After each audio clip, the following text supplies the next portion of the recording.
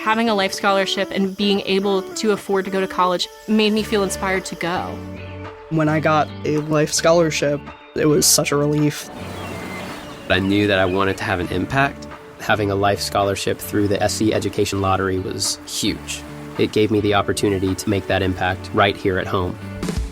The South Carolina Education Lottery. A better you, a better us, a better South Carolina. Visit sceducationlottery.com/betteryou. Bubba Wallace here from 2311 Racing. Funny thing about being fast, you end up waiting a lot. First to show up, first in line, then just waiting. Me, I rev up Chumba Casino. With over 200 social casino games, no slow lanes here. Why sit around when you can spin? I'm already racing. Your turn. Play for free at ChumbaCasino.com. Let's Chumba. Sponsored by Chumba Casino. No purchase necessary. VGW Group. Void where prohibited by law. 21 plus. Terms and conditions apply.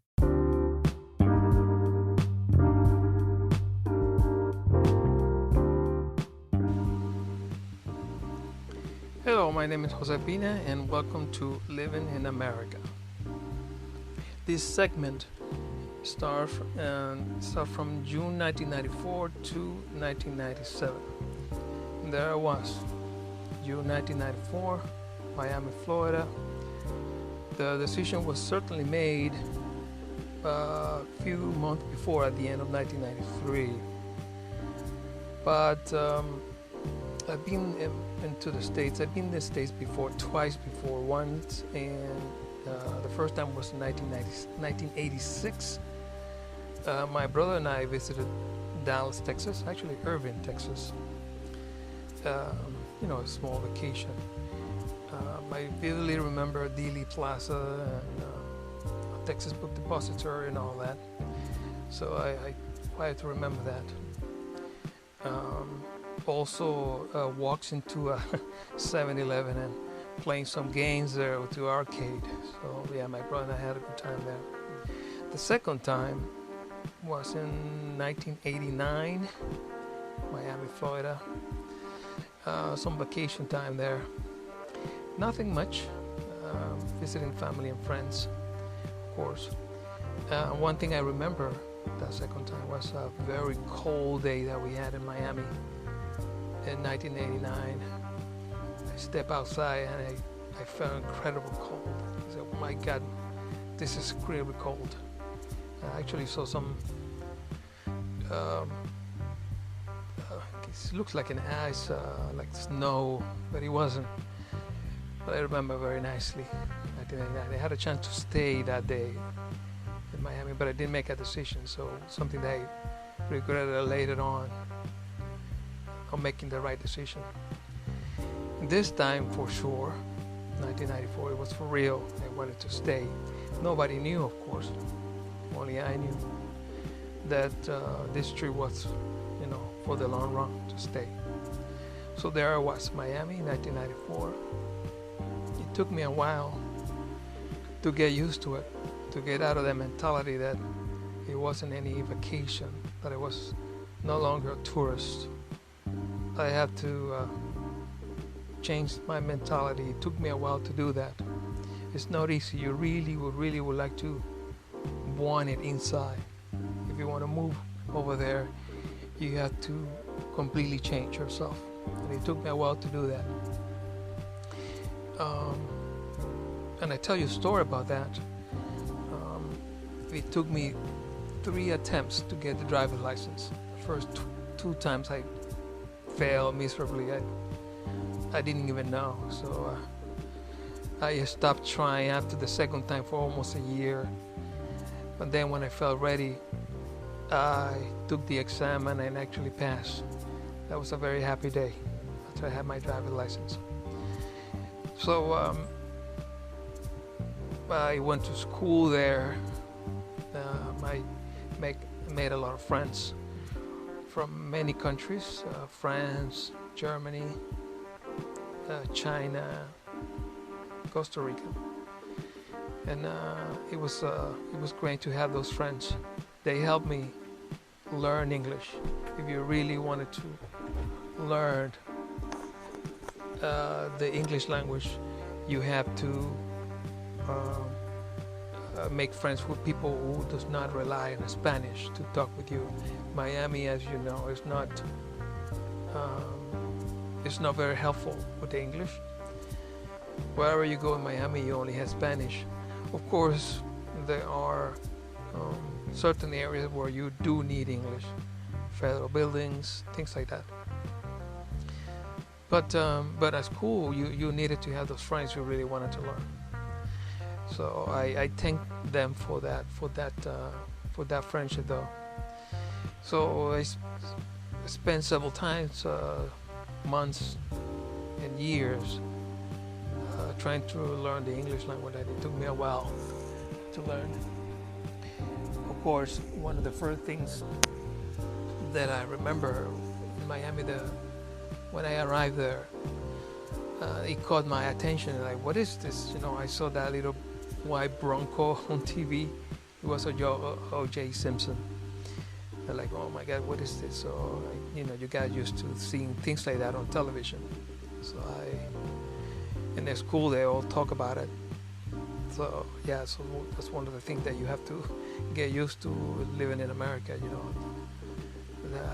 The environment, the TV, and the exposure, and all those things. So yeah, of course.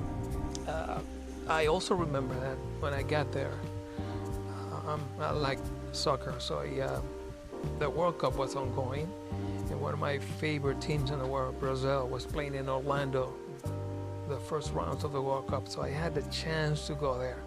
Ultimately, I couldn't go, so it was a disappointment for sure. I really wanted to see Brazil playing once in my lifetime, but I couldn't do that. So time went by. My friends and I were, learning and all of that, and occasionally we go have some fun to Miami Beach and see how the culture was, the parties and all of that. This, by the way, was the first time I saw two guys really actually kissing. It was a shock of a lifetime. I saw those two guys.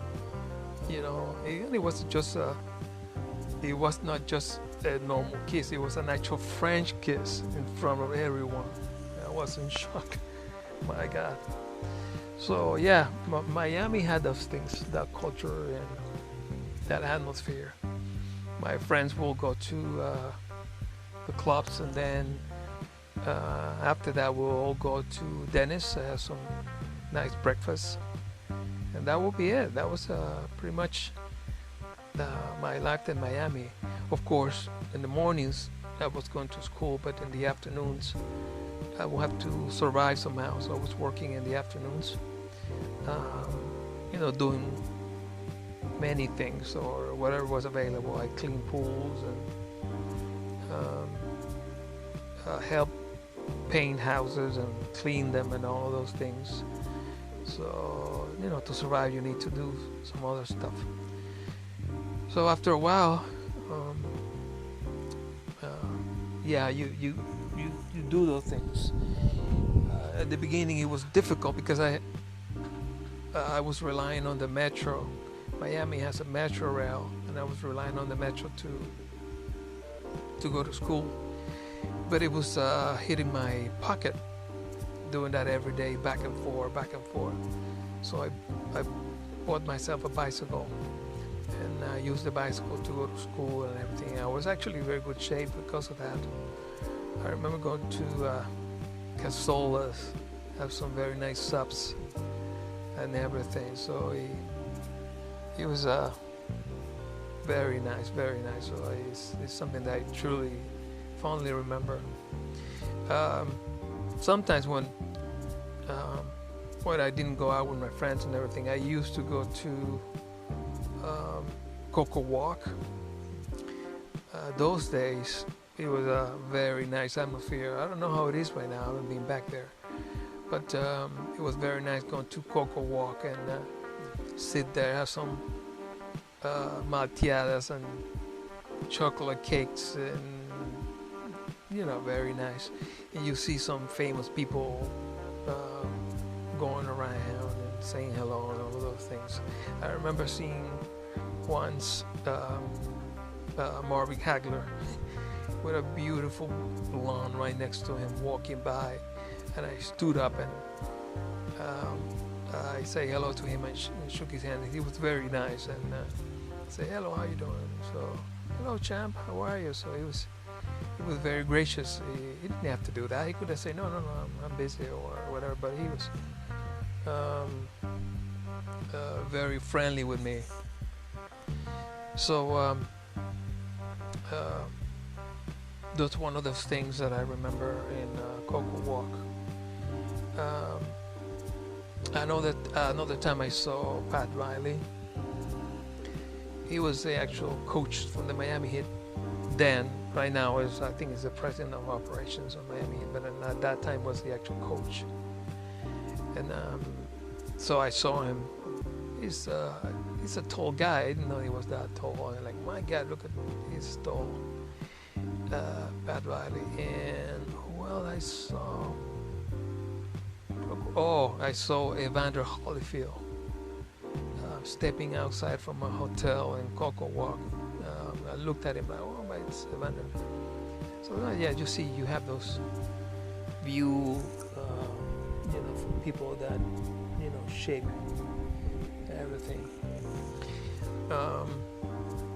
Most of the time in Miami, I spend it with my family and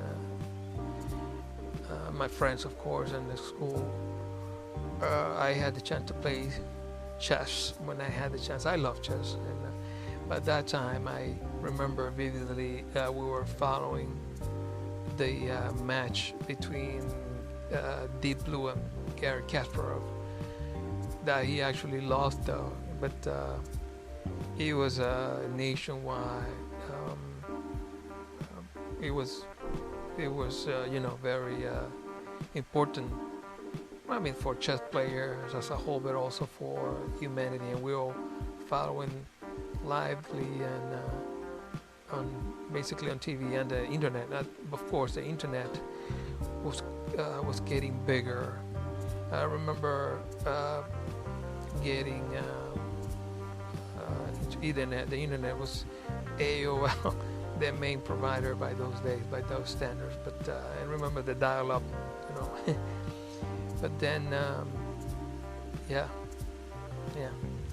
so the internet was getting big, and we follow attentively this match with Garry Kasparov and Deep Blue. Another thing that I remember clearly was when Gianni Versace was killed. We was in Miami Beach, but it was big news and all that. I was there in Miami. And the news was all day long and all that. So, and even Prince died when she died. Princess Diana was also one of the news that I remember when I was there. I was like, oh my gosh, what happened? So yeah, many stories, many things. But this was just the beginning. My English was rapidly improving. I was able to talk and learn and all that. And I was ready. I was getting ready to do the next steps. So Chapter 2 will tell you about from 1998 until 2002, where I decided to move to another state. And thank you very much for that.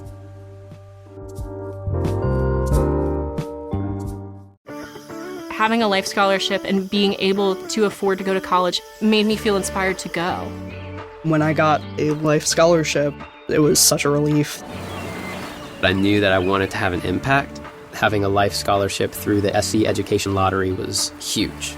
It gave me the opportunity to make that impact right here at home.